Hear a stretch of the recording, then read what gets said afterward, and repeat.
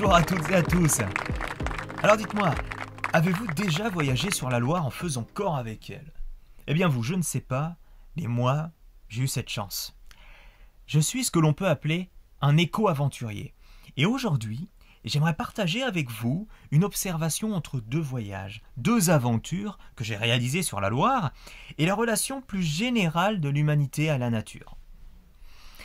Quand on aime l'aventure, la nature, les grands espaces et que l'on habite à 10 km d'un grand fleuve, la Loire fait partie de ces endroits qui fascinent. Et j'ai eu la chance d'y voyager bien souvent avec mon dernier canoë, le 6e de toute une fratrie de fabrication artisanale. Celui-ci, je l'ai conçu à partir de matériaux prélevés dans les 20 km à la ronde autour de chez moi. C'était le deal. J'ai utilisé pour cela, pour faire la structure, du bambou, planté jadis par mon grand-père, du saule, un arbre qui pousse sur les berges des rivières, par exemple sur les berges de la Loire aussi, et du noisetier. Pour ce qui est de la coque, j'ai utilisé des écorces de peuplier ficelées avec de la ficelle de lin perpendiculairement aux lattes de bambou pour améliorer l'hydrodynamie du futur bateau. Et puis, pour recouvrir le tout, j'ai emprunté, disons de manière un peu définitive, un drap de lin appartenant à ma grand-mère. Vous savez, ces draps solides et lourds. Et puis pour terminer, j'ai étanchéifié le tout avec un mélange de graisse et de résine de sapin, que j'ai pour le coup prélevé dans les Alpes. Alors en fait, la graisse et la résine vont former une pâte, donc grasse et collante, qui d'ailleurs quand on va la faire, quand on va mélanger ces deux ingrédients, on va les cuire, ça va sentir horriblement le vomi, mais c'est pas grave parce que ça fonctionne. Et bien voilà, ce bateau aujourd'hui je suis fier de dire qu'il est à 97% totalement naturel et biodégradable. Bon, toutefois, j'admets que je n'ai pas le savoir-faire des Amérindiens. Et donc, j'ai utilisé quelques vis et un peu de résine à bateau pour les endroits critiques. Alors voilà, fabriquer mon matériel d'expédition, c'est vraiment mon dada, c'est ma personnalité de voyageur. Mon objectif, faire partie du cadre dans lequel je vais évoluer. Et croyez-moi, partir à l'aventure avec un matériel comme celui-ci, c'est une aventure dans l'aventure. La première fois que je me suis aventuré sur la Loire avec mon canoë, ce fut en 2016. Mon objectif était de remonter la Loire de Nantes jusqu'à Orléans à contre-courant. Sans prétention, hein. Je voulais simplement découvrir l'Est de la France. Et la Loire est une voie naturelle, sauvage, très peu transformée par l'homme, contrairement à d'autres fleuves, et ça me plaisait.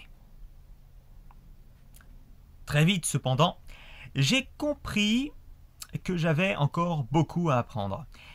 Mais j'ai aussi compris, et je me suis souvenu de ça, de pourquoi les Romains l'avaient comparé à une de leurs divinités. Et oui, la Loire est une déesse, le saviez-vous?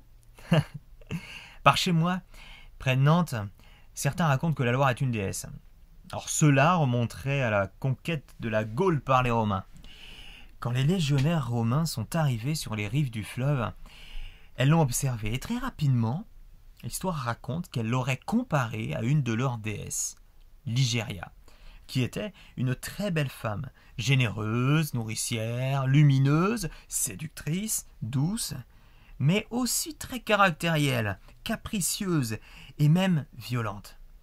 Ligéria aimait que l'on aille dans son sens à elle. Eh bien, la Loire est pareille. Elle peut être belle, calme, lumineuse et généreuse en apportant eau et poissons aux hommes, mais elle peut également être violente et retirer la vie de ceux qui s'approchent trop près d'elle. En 2016, lors de mon premier voyage, je me souviens du jour de mon départ. Il faisait un temps vraiment superbe, je venais de me baigner, l'eau était bonne, il y avait des poissons, enfin bref, le pied. Mais dès que j'ai commencé à ramer vers l'amont, la Loire m'a barré la route, avec son courant extrêmement fort. Et à ce moment-là, je me suis dit « Oh oh, ça ne lui plaît pas ».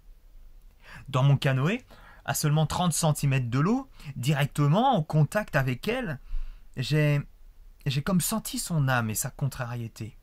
Mais j'ai continué et je me suis battu, bien évidemment. J'avançais 300 mètres par heure. Et quand j'arrêtais de pagayer, je reculais de 10 mètres. Une folie.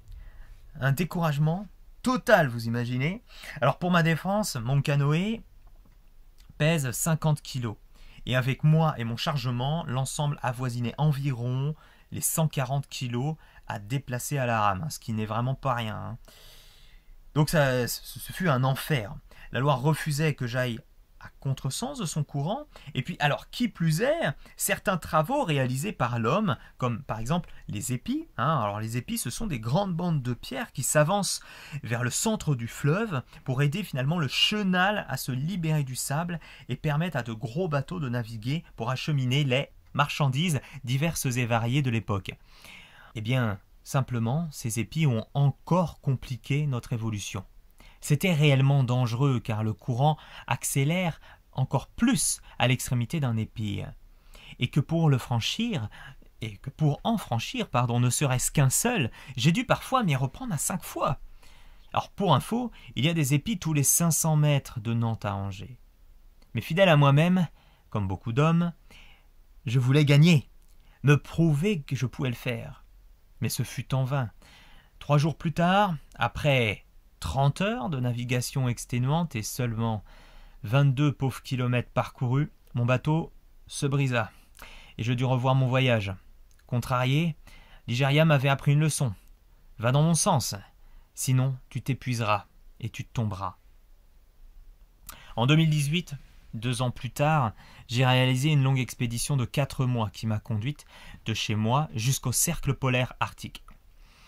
Et lorsque je suis revenu, j'ai souhaité me réconcilier avec la Loire en descendant le fleuve, cette fois-ci, dans le sens donc de son courant, d'Orléans à Houdon. Alors forcément, ce fut plus simple, mais pas non plus facile. Nous étions fin septembre, en pleine période d'étiage. L'étiage est une période de basses eaux d'un fleuve ou d'une rivière. C'est finalement le contraire de la crue. Le niveau d'eau était très bas et là encore il fallait lire le fleuve pour discerner les pièges. À hauteur d'homme, en canoë, on va lire le fleuve en observant l'eau, ses mouvements, ses reliefs. Une vaguelette en plein milieu du fleuve signifie qu'il y a des pierres ou une branche près de la surface. Si l'eau est plus claire, c'est qu'il y a un haut fond qu'il faut contourner donc. Il faut également être attentif aux congères de sable, ces petites dunes, ou aux extrémités des îles. Elles invitent souvent à la vigilance car il semblerait qu'il y ait parfois des sables mouvants. Et puis, il y a également les tourbillons. Alors je me souviens d'ailleurs avoir été piégé dans un tourbillon avec mon canoë. Ça m'a profondément marqué et d'ailleurs je l'ai retranscrit dans l'un de mes romans. Alors je vais vous raconter un petit peu cette histoire. Ce jour-là, je me souviens, la matinée était vraiment très pluvieuse, il crachinait, un temps vraiment désagréable. Je descendais le fleuve et mon bateau prenait l'eau. Alors par sécurité, je longeais la rive et je franchissais les épis les uns après les autres. Mais de loin déjà, j'avais repéré cet épi plus imposant que j'avais remarqué avec le courant qui s'accélérait à son approche. Il était vraiment très fort et il m'emportait vers les roches. Alors, bien évidemment, il est simple d'imaginer qu'à cette vitesse, un impact contre l'épi serait fatal à mon canoë en toile, et je coulerais.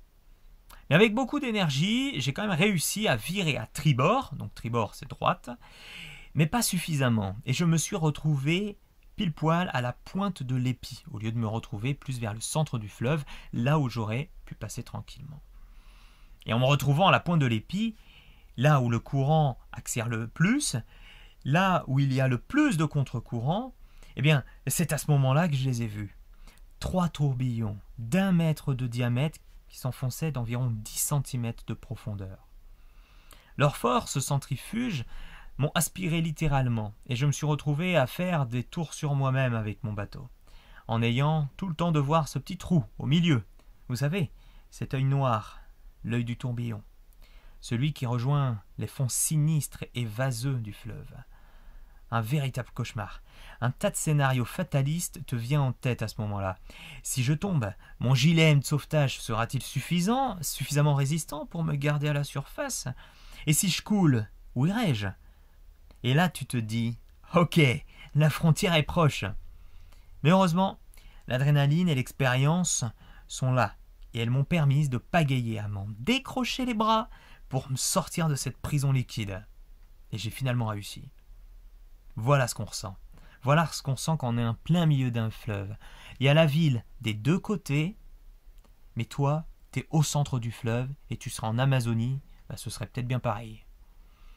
Alors oui, la Loire est un fleuve sauvage, irrégulier et caractériel. Toutefois, si on apprend à la connaître, à la lire, à comprendre son fonctionnement et ses besoins, alors on peut éviter ces dangers et profiter en toute sérénité de ce qu'elle peut nous donner, le poisson, les plages, la détente. Une citation dit « La nature n'est ni bonne ni mauvaise, elle est », du verbe être. Eh bien, je suis d'accord. La Loire est la nature, et la nature est également une déesse. Si l'on va dans son sens, que l'on apprend à la connaître et que l'on respecte cet équilibre qu'elle a créé ces 4 milliards dernières années, alors tout ira bien.